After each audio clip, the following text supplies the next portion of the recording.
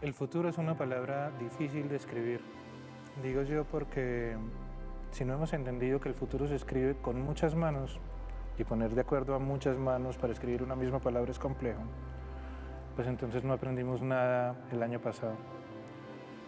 Futuro es una palabra que cuando yo de pequeño la escribía se parecía mucho a la ciencia ficción, porque yo creía que el futuro era como los libros que yo leía, libros escritos incluso hacía siglos, que me decían cómo iba a ser mi propio futuro.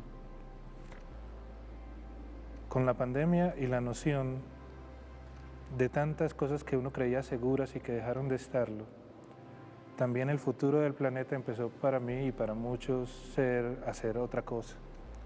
El que no se dé cuenta que todo lo que sucede cada día tiene que ver con uno esté donde esté, que no es filosofía simplemente, y que la filosofía es la vida, pero lo digo filosofía simplemente el hecho de pensar en el aleteo de la mariposa y en sus repercusiones a este lado, pues no ha comprendido que existir es coexistir.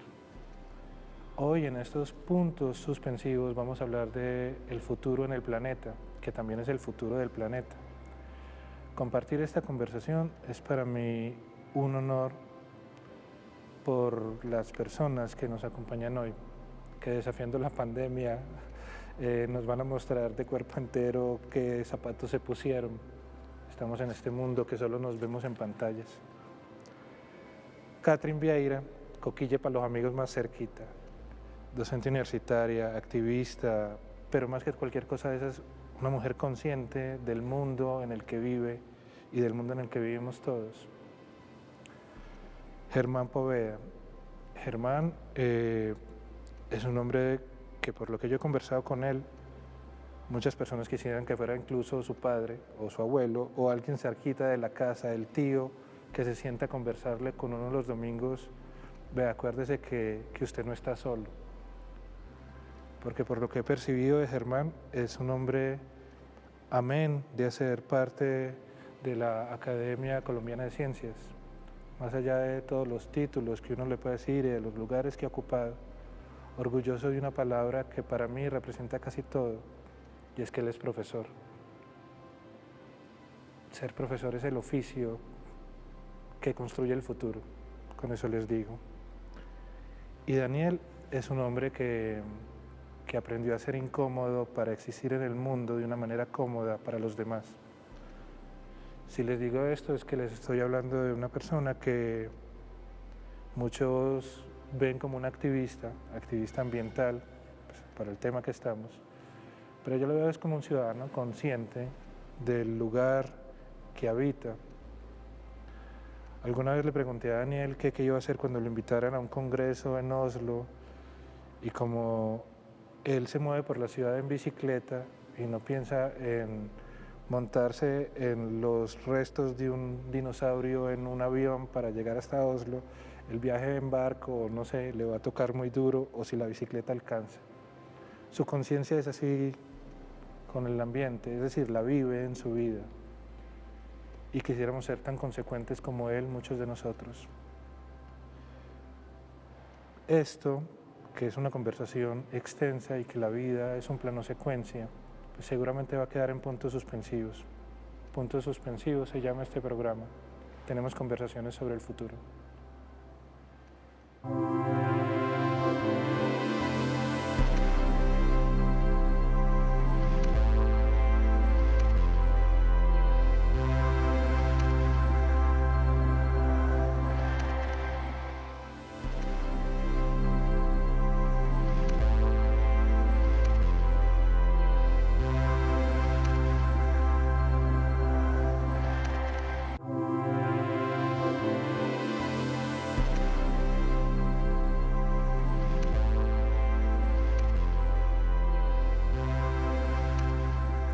Catherine, para vos, ¿qué significa la palabra futuro?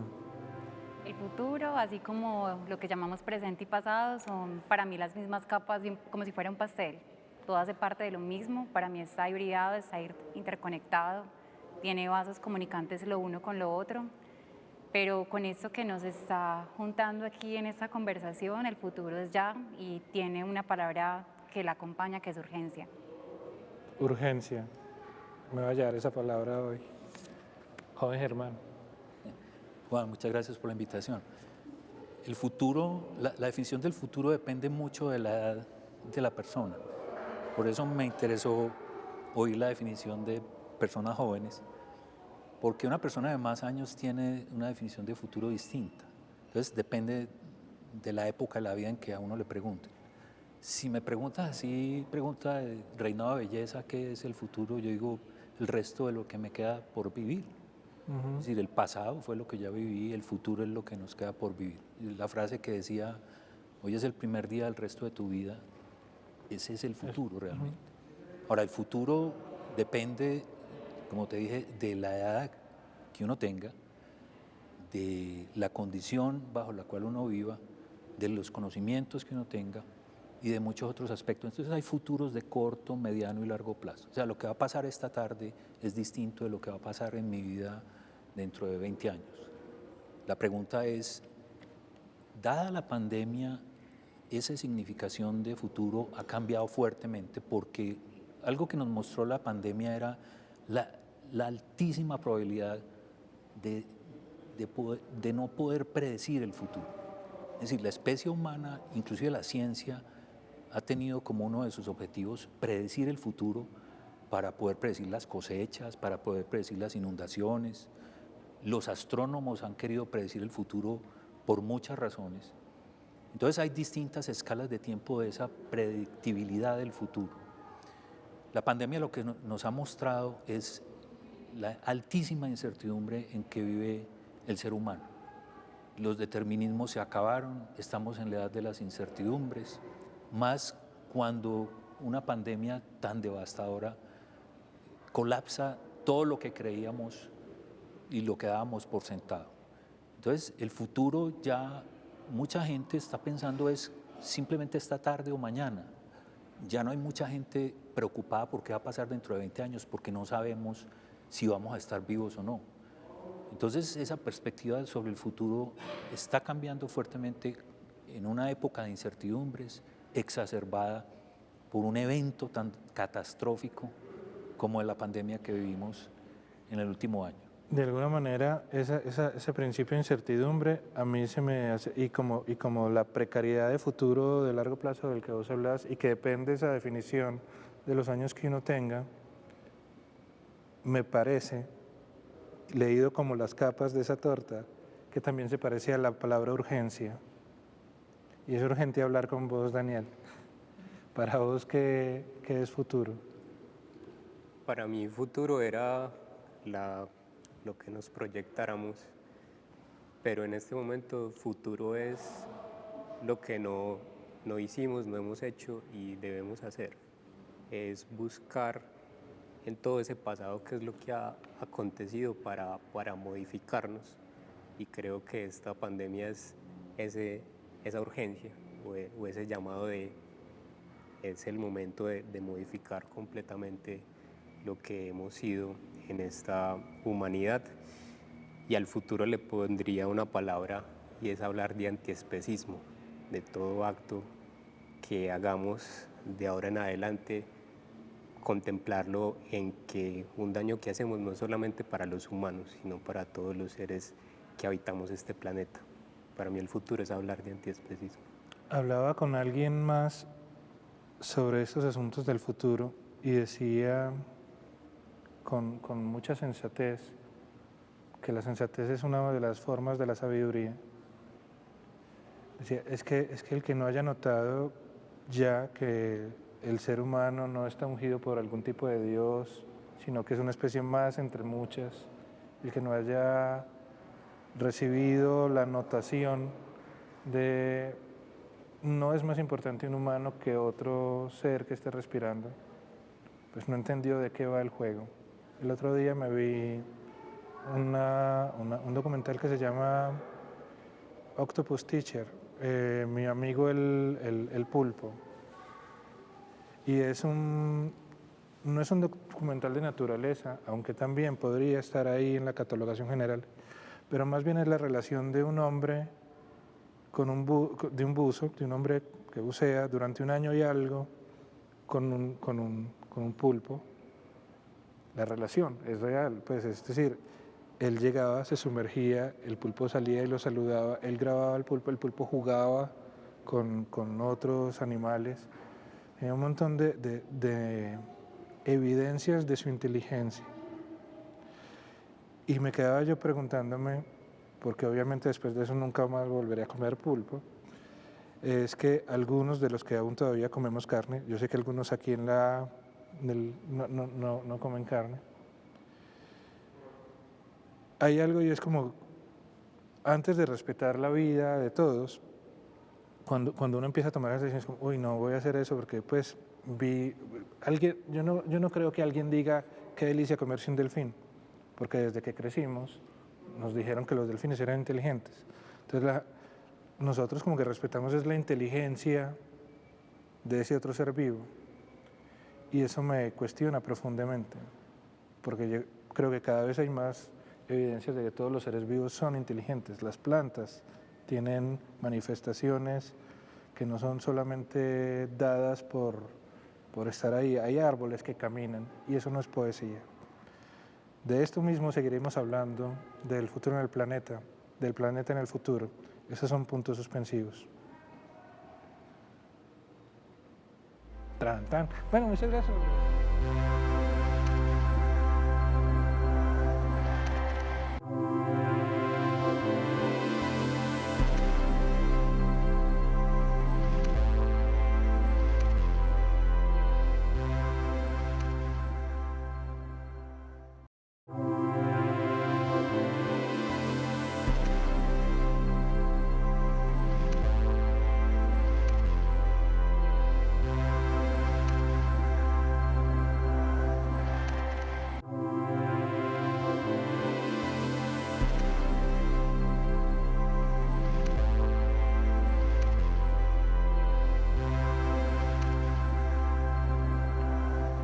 Una noche más de estas que son grabadas a pleno día, un programa que es una conversación, que también tenemos un día distinto al día que usted nos está viendo, porque todos somos alguna vez como un eco de algo que empezamos a hacer.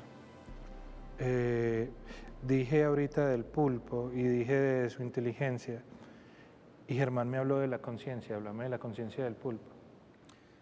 Sí, Juan, la ciencia ha demostrado que hay muchos animales, además de varias de las especies de primates, que tienen niveles muy sofisticados de conciencia. Es decir, por ejemplo, se reconocen cuando se ven reflejados en un espejo.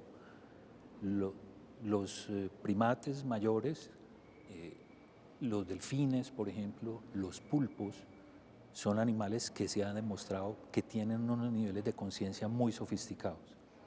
Entonces, esa es otra muestra, otra de las razones por las cuales tenemos que parar la devastación ambiental, la destrucción de la naturaleza y la eliminación de las otras especies con las que compartimos el planeta.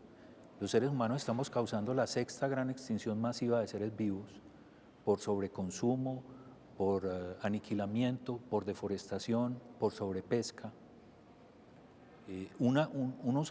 Unas 5 veces ha sucedido en la historia planetaria de la Tierra por razones astronómicas, porque ha caído meteoritos en la Tierra y eso pues crea unas capas de polvo y de tierra y de lluvias de ácido sulfúrico que acaban con todas las especies vivas. Pues la sexta gran extinción masiva de especies la estamos causando los hombres. De manera que esa esquizofrenia hay que pararla, porque yo creo que ya es hora de que nos demos cuenta, y yo creo que la pandemia ha ayudado en algo en eso, en acabar con la arrogancia humana frente al resto de la naturaleza. Yo creo que nosotros tenemos que cambiar fundamentalmente nuestra relación con la naturaleza y con los demás seres vivos con los cuales compartimos este planeta. No solamente porque nos hemos dado cuenta que muchos de ellos tienen conciencia. Las plantas y los árboles, por ejemplo, también son organismos tremendamente sofisticados que transmiten información, que se comunican a través, por ejemplo, de sus sistemas de raíces con mensajeros constituidos por pequeños hongos pegados a sus raíces y son capaces de enviar información a sus congéneros a miles, a cientos de kilómetros de distancia. Señales bioquímicas que los alertan sobre depredadores, sobre enfermedades, sobre incendios. De De manera que las plantas y los árboles también tienen herramientas de comunicación muy sofisticadas y por lo tanto yo creo que ya es momento, y la pandemia nos los ha mostrado, de acabar con esa situación que yo juzgo esquizofrénica de nuestra relación con la naturaleza. Porque la COVID, la pandemia, es una zoonosis que fue transmitida de murciélagos a pangolines y de los pangolines a los seres humanos. Esas zoonosis se están volviendo cada vez más frecuentes por la deforestación, porque cada vez estamos ingresando y acabando con los bosques naturales, entonces eso favorece los contactos con animales salvajes y silvestres. De manera que la pandemia y el cambio climático tienen un común denominador que es la deforestación. Eso hay que acabarlo si queremos que la especie humana sobreviva en el planeta por los siguientes siglos. Y lo que queda ahí también de paso es la comprobación en tus palabras de que no hay que esperar la caída del meteorito. Nosotros somos el meteorito. Claro. Y decís la palabra conciencia y hablas, y pienso en Catherine Coquille para los amigos, y pienso en el extractivismo, pienso en aquellos que todavía hoy creen que el oro vale más que el agua. Pienso en aquellos que son capaces de profanar, y no estoy hablando de religión, un páramo. Esa riqueza fugaz, que es la riqueza, por ejemplo, de los billetes, para el que no sepa, no son nada. Es decir, los billetes son un papelito que no te va a dar de comer. Son una convención humana y sobre esa convención se han levantado un montón de cosas. Pero, y eso que te estoy diciendo, a vos que me estás viendo y a ustedes que están aquí con nosotros, recuerdo que me lo decía un campesino en Amagá. Él me decía, yo quiero ver el día que ustedes tengan hambre y se coman los billetes. Porque sin esta papa y sin lo que nosotros hacemos, lo demás no avanza. Y me pareció que era un maestro muy profundo en lo que decía.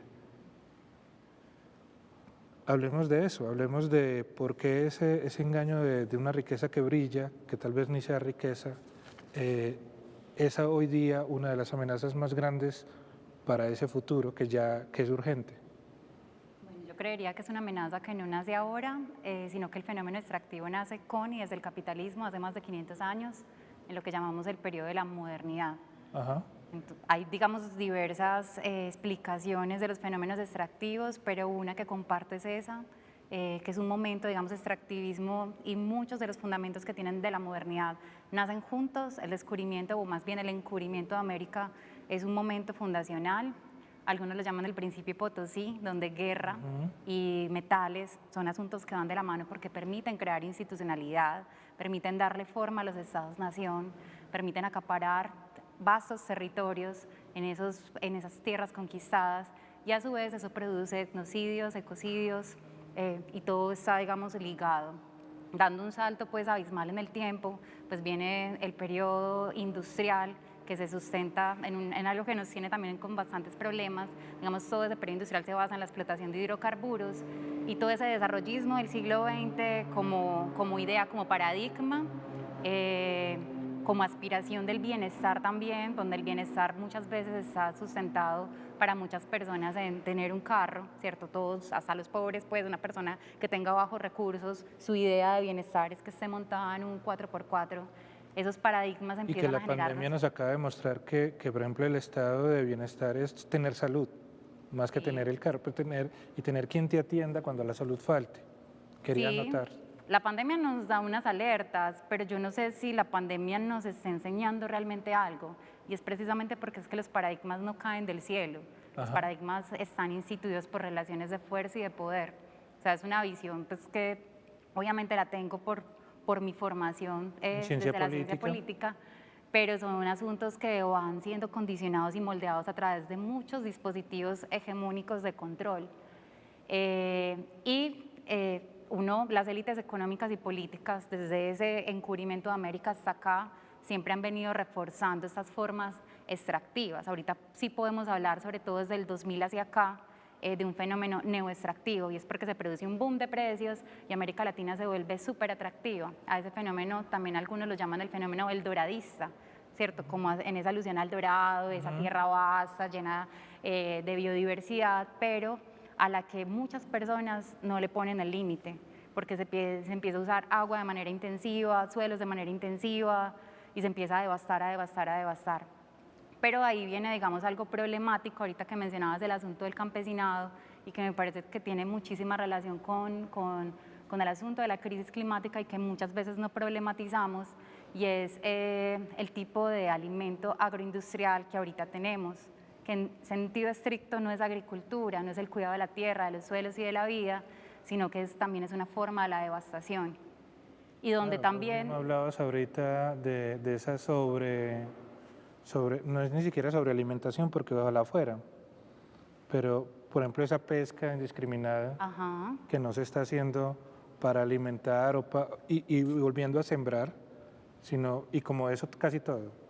Perdona, soy muy acostumbrado a interrumpir. Por favor, interrúmpanme a mí también e interrúmpanse Bueno. ustedes. Sí, pero creo que es algo que hay que problematizar porque hay unas condiciones, o sea, todo eso tiene una raíz y son las condiciones también ecológicas rotas. Entonces, hay una ruptura con el alimento que llega todos los días a la mesa, hay una ruptura con el agua porque muchas personas creerán que es EPM, pues, y no se dan cuenta todo lo que esa agua tuvo que viajar, y hay una ruptura también con la energía sí que hay una ruptura total. Entonces, tenemos energía porque hacemos así, pues prendemos algo, pero esa energía ¿de dónde viene? ¿Y qué implica? Y sobre todo una energía que es muy dependiente de los hidrocarburos para mover carros, para mover industrias, y tenemos muchísimos problemas, muchísimos. Entonces no sé hasta qué punto la pandemia haya resuelto cosas.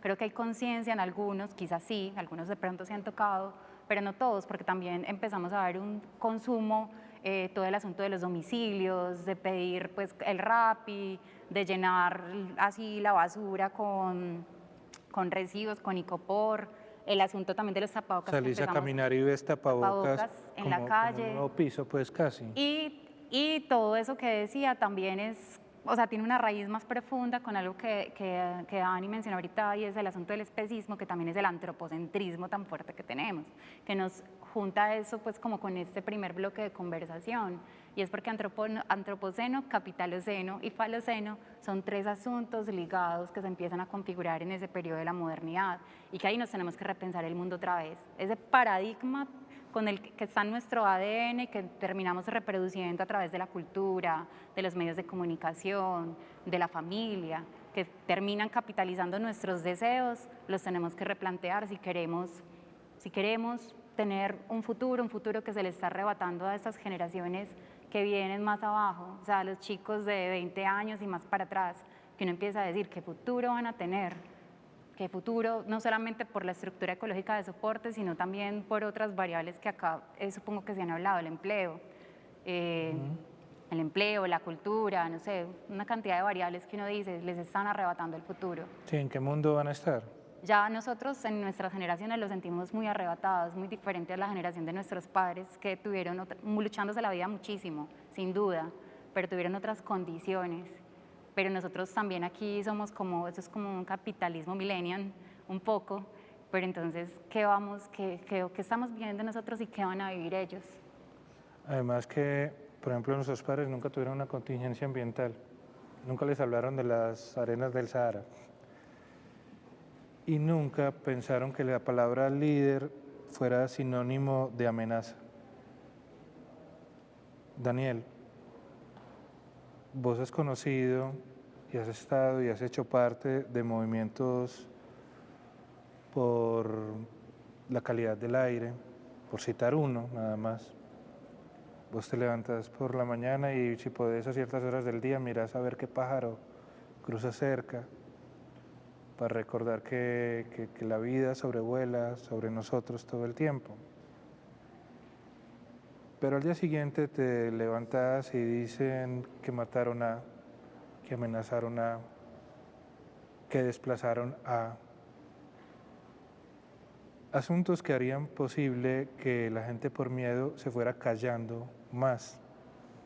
Y sin embargo vos haces parte, afortunadamente digo yo, de la gente que no se queda callada, ¿Por qué el futuro no puede ser silencio ante estas cosas, ante la protección ambiental?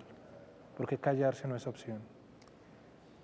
Y partiendo de eso, de esa fortuna que mencionas o de ese privilegio, porque creo que Katherine también estará de acuerdo en eso, tenemos ese privilegio de no tener esas amenazas encima que hay en otros territorios y que son tan importantes, porque creo que en las ciudades también hay una burbuja de no conocer lo que pasa en esos diferentes territorios donde realmente se centran muchas de las problemáticas que llegan a las ciudades y esa responsabilidad que tenemos en las ciudades también hacia esos territorios. Pero el silencio no es una opción en este momento y menos si hablamos de propiciar o generar esa intención de que más personas tengan la voz o más personas se unan a las diferentes luchas, porque son tantas. Hablamos en esta ciudad de no normalizar los homicidios, pero a su vez de no normalizar la problemática de calidad del aire, como se han normalizado tantas cosas, de no normalizar el hecho que mencionaba Katherine con relación al agua, con relación a la energía. Y pienso también que no quedarse callados también ese privilegio que algunas personas tenemos de tener algunas cosas resueltas, porque en esta ciudad, en este territorio, en este país, quizá se debe partir de ahí, de primero muchas personas tienen que resolver la comida del día, o sí, principalmente la comida del día o el sustento, para luego pensar en otras cosas. Y hay otras personas que tenemos eso resuelto y podemos hacer algo. Y en esas personas que podemos hacer algo, algunos también esa dinámica del día a día les hace omitir muchas cosas que tenemos. Y por eso, primero, las personas que lamentablemente se han perdido por esta lucha, estamos en uno de los países con más asesinato de líderes ambientales y de lideresas por encima de otras problemáticas. Y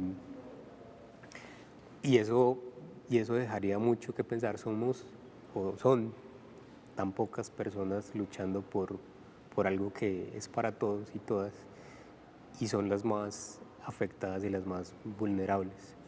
Ojalá ese riesgo que se asume de hablar y de presionar y de insistir viniera acompañado de que no hubiera tanta soledad. Eso también se vuelve agota en muchos sentidos de cuando tratamos de hacer algo con relación a la problemática de calidad del aire, agota esa individualidad de esto es un problema de todas las personas que habitamos, no solamente la problemática de calidad del aire, de si tomas la decisión de montarte en una bicicleta siendo hombre, pero como mujer trae otros riesgos más, muchos más. No solamente estás tomando esa decisión para pensar en un cambio, sino que te estás arriesgando a tener otras afectaciones. Ahí eliminamos la amenaza de muerte por violencia, sino que se traslada a otro tipo de violencia, y es ese convivir en un espacio con una motocicleta, un carro o un transporte público que ignora que esa persona está haciendo eso para buscar generar un cambio, pero también lo único que lo protege no es la estructura de un carro, sino que lo protege es el cuerpo. Lo único que tiene es el cuerpo, y ese personalmente es el principal riesgo en esta ciudad cuando tomo la decisión de caminar o de ir en bicicleta, y es la violencia de ese egoísmo, de ese individualismo que tenemos ante una situación específica, que es la problemática ambiental o de calidad del aire. Claro, y la única manera de proteger a ese ciclista, biciusuario, no sé ya cómo andan diciendo en este 2021, pero a esa persona en bicicleta, hombre o mujer, debería ser la educación. Es decir, y bueno, no voy a decir, el problema es que cuando uno dice educación, siempre están pensando que es un proceso muy largo, entonces si se lo delego a la educación es cuando el que empieza en el preescolar esté en 11 y tal vez haya aprendido. Y me quedo hoy mucho con la palabra urgencia, porque es que no es que estemos delegando para dentro de mucho. Es una educación, son hechos y decisiones que tienen que ser hoy. Hablas de la soledad y claro, nosotros hemos coincidido muchas veces en la vida, en asuntos del derecho a la vida y de la defensa de la vida. Y uno siempre se pregunta, ¿por qué somos siempre los mismos? Claro, eso de que seamos los mismos en ciertos espacios, y le ha pasado a usted también, profesor, es como lleva una urgencia manifiesta y es cómo hacemos para llegarle a más gente. Porque si somos los mismos, aunque seamos muchos, pero si siempre somos los mismos, es que somos pocos. Y si somos pocos, es que estamos solos. Es un algoritmo. Claro, es un algoritmo conversándose. Pero cuando hablabas pensaba en Juana Perea. Hay una crónica publicada no hace mucho por José Guarnizo, en Vorágine, se llama el portal que pueden buscar. Y cuando se llevan a Juana para matarla, los paramilitares en el Chocó, la única persona, pues no dije persona, el único ser vivo que trata de resistirse es su perra, que ladra y ladra y ladra. Es la soledad de una mujer que quería un mejor entorno también para, no solo para sus vecinos, sino como para la región completa. Y eso me lleva a preguntarte a vos, Germán, en un asunto, y es, ¿quién se lucra con la idea del negacionismo? Hay gente que piensa que el calentamiento global es un cuento, como los terraplenistas, que todavía insisten que la Tierra no es redonda. Hay gente que dice que el cambio climático es una conveniencia económica, y lo dice alguien que hasta hace nada era presidente de uno de los países que más influyen en los demás. Y de un país vecino también, en Brasil tenemos los negacionistas, los que están diciendo eso que está pasando no está pasando, dicen fake news, fake, fake, fake. No lo hacen de una manera inocente, hay una pretensión en eso. Hablemos por ahí, profe. Sí, es que el problema fundamental es la economía, digamos, empezó a definir lo que es fundamental para el ser humano. Yo creo que ahí hay un problema fundamental de fondo, porque la economía, tanto como ciencia, como modo de producción económica, que ha escogido, digamos, el mundo para desarrollarse, entre comillas, es muy deshonesta con el medio ambiente. La economía, digamos, premia unas actividades, propicia unas actividades como la devastación del medio ambiente porque dan réditos de corto plazo. Pero la economía, como, otra vez, como ciencia económica y como modelo de producción, no aprecian, no valoran los sistemas de soporte a la vida como el agua, como los bosques, como los suelos, como los peces. Yo no los llamo recursos naturales, sino que los llamo sistemas que soportan la vida. Sin ellos no podemos existir, ni nosotros ni los otros seres con los que compartimos el planeta.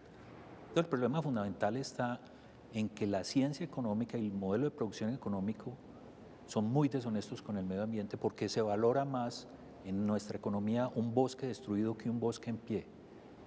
¿Cierto? Cuando un bosque destruido es una pérdida irreparable para la naturaleza, porque un bosque nos protege contra el cambio climático, nos protege contra las inundaciones, nos protege contra las sequías, un bosque evita la erosión y la sedimentación, ¿cierto? Un bosque es la casa donde vive la biodiversidad fantástica, por ejemplo, que tiene un país como Colombia.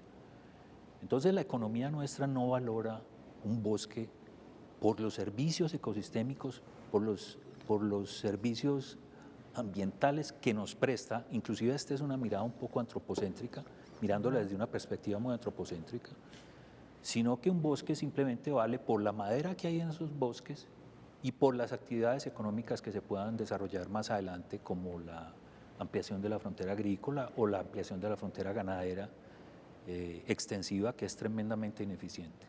Entonces, desde que el problema fundamental sea que la economía nuestra es deshonesta con el medio ambiente, ese proceso no va a terminar. Y sobre eso se levantan los negacionistas. Tienen Claro. un interés económico, básicamente, para poder... Claro, entonces los negacionistas son simplemente esas fuerzas tectónicas que se oponen a reconocer ese valor porque solamente se preocupan por sus réditos económicos de corto plazo, en particular, por supuesto, las compañías petroleras y las compañías carboníferas, que son las que producen y exportan y se lucran de los combustibles fósiles y de la quema de los combustibles fósiles, pero de la deforestación también, porque, digamos, del cambio climático, el 80% del origen del cambio climático está en la quema de combustibles fósiles y en la deforestación. Entonces, por eso decía ahora que En la combustión. la deforestación también está en el fondo del cambio climático y de la pandemia. Entonces, yo le llamo fuerzas tectónicas porque son fuerzas muy poderosas a nivel económico mundial, ¿cierto? Que son los que han impulsado el discurso negacionista. Yo les recomiendo un libro muy interesante de una científica o de una divulgadora científica que se llama Naomi Oreskes, que se llama Mercaderes de la Duda, donde ella muestra de manera fehaciente, con evidencias implacables, cómo un pequeño grupo de científicos contratados por las compañías multinacionales se han opuesto y han tratado de pasar el mensaje negacionista diciendo que es un montaje, diciendo que eso no es verdad. Simplemente aupados y financiados por grandes capitales de las industrias que son, digamos, beneficiarias de esos problemas. Y no solamente el cambio climático, sino, por ejemplo, desde los años 50 del siglo pasado, las compañías tabacaleras hicieron una cantidad de esfuerzos por demostrar, entre comillas, que el cigarrillo no causaba cáncer. Claro, todo ese cabildeo ante los congresos. O que la lluvia ácida no era ocasionada por la contaminación urbana, o que el HIV no era el causante del SIDA, y ahora que el cambio climático no es causado por la quema de combustibles fósiles. Entonces la señora Oreskes muestra de manera fehaciente cómo se han movido esas fuerzas para tratar de desacreditar y desprestigiar el conocimiento científico, ¿cierto? Tratando de decirle a la sociedad que eso es mentira. Entonces, y en estos tiempos que vivimos, señores como Trump o como Bolsonaro se han lucrado de esa, digamos, de esa propaganda para impulsar sus propios intereses económicos. Entonces, yo creo que la educación sí es muy importante aquí porque mediante la educación es la manera en que tiene la sociedad para entender esos problemas, realmente cuál es la causa de esos problemas. Porque es que, digamos, el entendimiento proviene de la ciencia. O sea, para yo entender por qué el cambio climático es un problema real, yo tengo que entender procesos muy delicados, por ejemplo, de transferencia radiativa en la atmósfera. No importa lo que eso signifique, pero el conocimiento científico que lo entiende es capaz de explicar de manera muy elemental por qué el cambio climático es un problema real que vino a quedarse por los próximos siglos y para causar muchos problemas, ¿cierto? Pero las soluciones evidentemente pasan por lo político, por lo económico, por lo social. Entonces allí hay un problema difícil de resolver, porque todas las soluciones de tipo social, político, económico implican discusión, por supuesto. Y además porque, digamos, problemáticas tan serias como el cambio climático no implican lo mismo para todo el mundo. Depende de donde uno vive, ¿cierto? Una cosa es un campesino que vive a orillas del mar Caribe, que el mar se le está entrando, Era lo que hablaba el mar se le está entrando y le está destruyendo su propiedad, su hotel, su restaurante a orilla del mar, que a un campesino de Nariño que siembra papas, o que a un planificador del sector eléctrico que genera electricidad con el agua, o a un agricultor que siembra alimentos. Entonces, el cambio climático no tiene, digamos, una imaginería concreta como sí lo tiene, por ejemplo, el COVID. El COVID es usted se alivia o se muere. Esas son las dos únicas opciones. En cambio, el cambio climático no. El cambio climático significa muchas cosas muy distintas y parte del problema de poner de acuerdo a los gobernantes y a las sociedades es en las soluciones, porque las soluciones son muy locales, porque depende del problema local que el cambio climático le esté ocasionando a cada persona. Y del encadenamiento de esas acciones locales. Con lo que decías pienso varias cosas. Una de ellas es que pues el COVID tiene emblema, la mascarilla, así no se vea. La gente sabe que el COVID existe porque la gente se pone la mascarilla. Pienso en una palabra que decías que es educación y recuerdo que vos sos profe y entonces digo, esa conciencia no está en el pensum, la conciencia de cuidarnos y de cuidar el lugar en el que estamos y de tener posiciones políticas. Y cuando estoy diciendo políticas no estoy diciendo partidistas, aunque hay partidos que abogan filosóficamente por ciertas causas, pero digo posiciones políticas y críticas. ¿Cómo haces, sin ser panfletaria, para transmitir esa conciencia que tenés en las generaciones que te escuchan, en los alumnos tuyos? Pues una ventaja es estar y trabajar en una universidad pública. Eso sin duda marca un discurso y un marco de acción diferente y sobre todo el compromiso social que tiene la universidad pública, llámese en caso concreto Universidad de Antioquia o Universidad Nacional de Colombia. Digamos que nosotros tenemos un compromiso misional con la sociedad para su transformación desde los 3 ejes que sea la docencia, la investigación o la extensión universitaria. Y también hay un relacionamiento distinto, o sea, siempre desde la universidad pública, desde mi formación, los que fueron mis maestros y ya, digamos, ya en ese ejercicio ya profesional, como profe, como investigadora, uno crece con eso, o sea, hay una conciencia plena. A mí me anima mucho ver a los estudiantes ahora en clase y sobre todo que son de ciencias sociales, la mayoría, pero uno ve rebeldías y unas rebeldías necesarias, porque contestan con argumentos un mundo con el que no se sienten identificados. Yo no sé esos escenarios que tan posibles sean en otros lugares donde hay ciertos compromisos que los hay, porque así como lo decía ahorita el profe, pues sin duda esos que se benefician, esas placas tectónicas, esas élites económicas y políticas, también tienen un montón de vasos, han construido una base social de poder enorme. Y además del libro que él mencionaba, uno tiene que empezar a pensar más atrás, cuando se empezó, todo eso tiene unas raíces pues, históricas y de siglos, pero digamos esta lógica actual, la del mundo neoliberal, ¿cierto? Los 50 años en el mundo, los 30 años en Colombia, también tiene unos principios ahí en los años 70, que son muy peligrosos cuando se empezó a crear un documento que se llamaba la trilateral. Entonces empezaron a decir, hay un exceso de democracia en el mundo, esa gente está pidiendo demasiados derechos, los trabajadores, los obreros, la clase obrera, algo tenemos que hacer.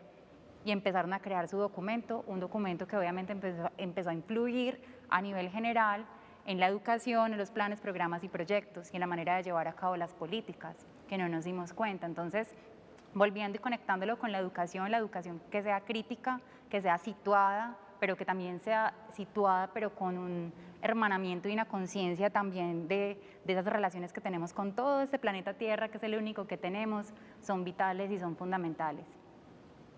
Hablamos de educación, nos vamos a quedar un momentito en puntos suspensivos porque vamos a ir a un corte, pero al regreso quisiera que habláramos de algo que ustedes 3 conocen muy bien y es que podemos hablar del planeta, pero realmente estamos hablando de la vecindad, porque la vecindad es el planeta entero. Vamos a hablar de Antioquia, de lo que ustedes piensan y saben que sucede en este territorio cercano. Esos son puntos suspensivos, ya regresamos.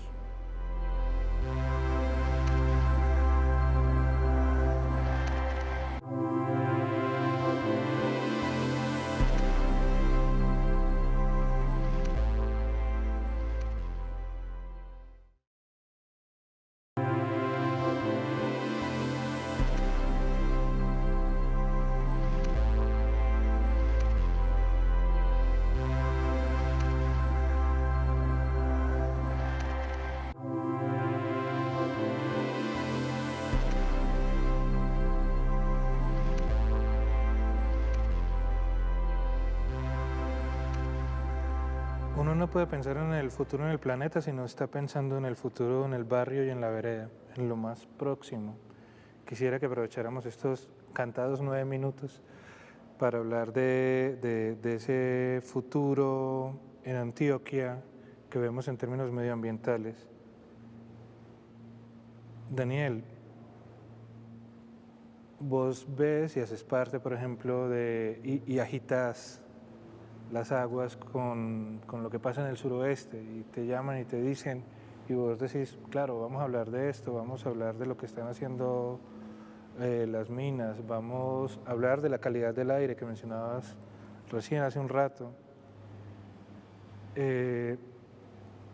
Hablemos de cómo ves vos la atención, si la hay realmente, no solo del gobierno, sino de los ciudadanos, sobre la crisis que está sucediendo en Antioquia en términos medioambientales, que incluso aquí se declaró la emergencia mucho antes que el país incluso hablara de eso. Es que hay tantas problemáticas y tantos frentes, y como lo mencionaba también ahora, tan pocas manos. Aunque hay mucho que retomo varias palabras que mencioné, esas burbujas tampoco nos permiten ver mucho, pero hay un trabajo muy interesante y retomo unas palabras que en otros espacios también ha mencionado Catherine, y es que a nivel país hay fuertes alianzas o gente trabajando en conjunto. Aquí hay como muchas divisiones, pero se trabaja en muchos aspectos. Lo mencionabas, en el suroeste recientemente se creó una red de jóvenes que nacen a partir de la problemática que se vivía allá con relación a la minería, pero se han trasladado a otras problemáticas. El suroeste y el oriente hoy en día tienen un aumento con relación a los homicidios, entonces no solamente temas ambientales, sino también por la vida misma, pero a su vez se relacionan desde luego porque esos homicidios se deben a unas problemáticas. Claro, es que una cosa toca con otra, que era lo Exacto. mismo que vos hablabas ahora, todo es sistémico, perdón. Y recientemente leía como un estudio relacionado con las amenazas hacia los líderes, y aquí, si no, es muy reducida la amenaza que no se convierte en fatalidad, ¿cierto? Y principalmente en el área metropolitana, en el Valle de Aburrá, es donde más se ve la relación con amenazas, pero en los territorios es donde más muertes violentas hay con relación a esos aspectos. Yo creo que hay una atención fuerte, unos movimientos muy fuertes, pero ojalá se diera eso de la unidad para poder que fuera mucho más contundente, por así decirlo, esa movilización. Lo que generamos, los problemas que tenemos acá en el área metropolitana sin duda afectan los otros territorios, la calidad del aire, por ejemplo, y el crecimiento poblacional. Lo que hicimos o se ha hecho en esta área metropolitana se está trasladando a otra área metropolitana. Sí, lo que está pasando en el Valle de San Nicolás. Exacto.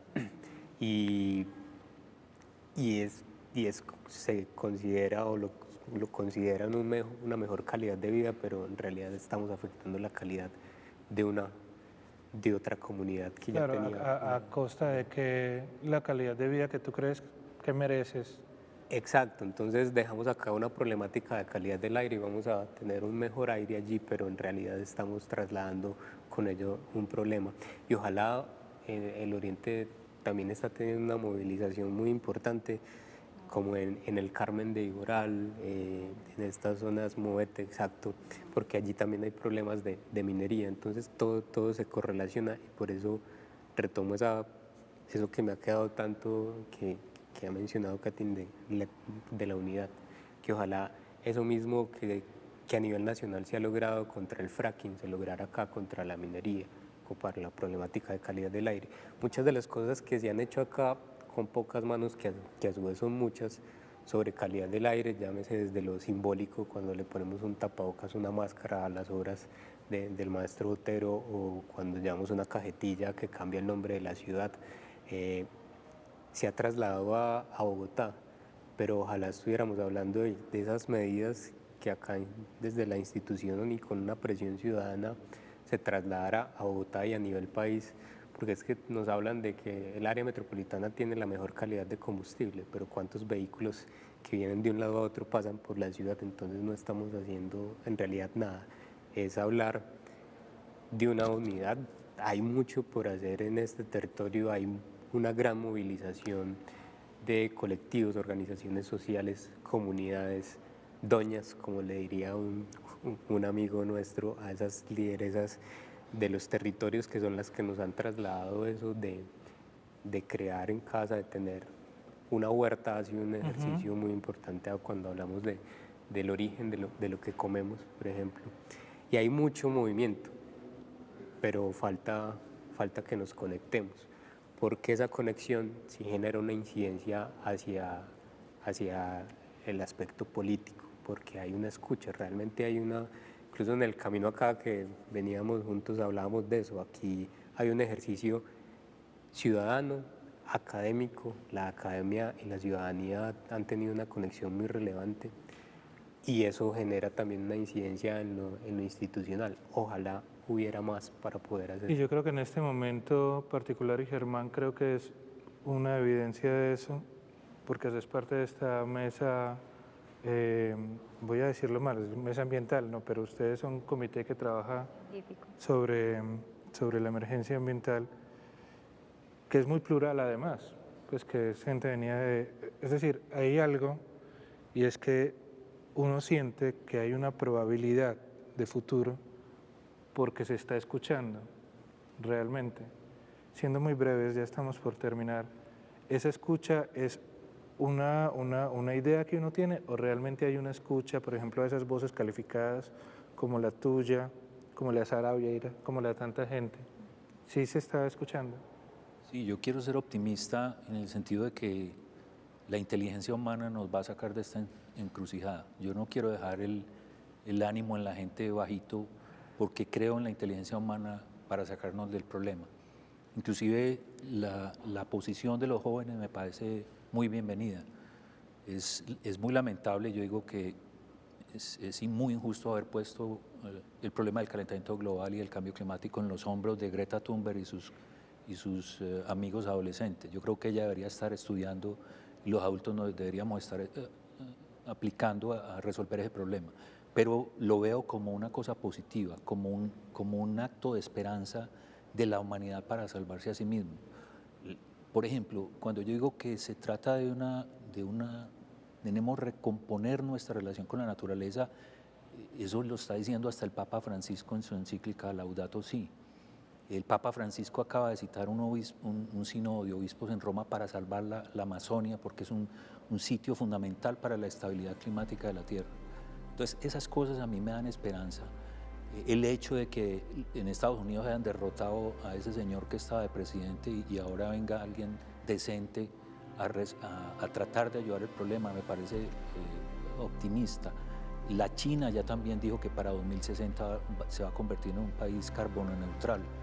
La jurisprudencia colombiana está avanzando mucho en términos de la jurisprudencia ambiental, darle derechos a ecosistemas como la cuenca amazónica, como los ríos, los páramos, las lagunas. Hay muchas voces de todas partes tratando de enderezar el barco, entonces mi conclusión es que yo sigo siendo optimista de que los seres humanos con nuestra inteligencia vamos a poder resolver este problema. Yo me quiero contagiar de tu esperanza y básicamente porque pues a Daniel lo conozco desde hace mucho, desde antes de que fuera tan crítico, pero hoy conocerte a vos, por ejemplo, me llena de una energía que me hace pensar que el mañana sí puede existir, porque lo decíamos en algún momento de esta conversación, nosotros somos el meteorito, sí, pero también podemos ser la flor. Estos son puntos suspensivos y son conversaciones sobre el futuro.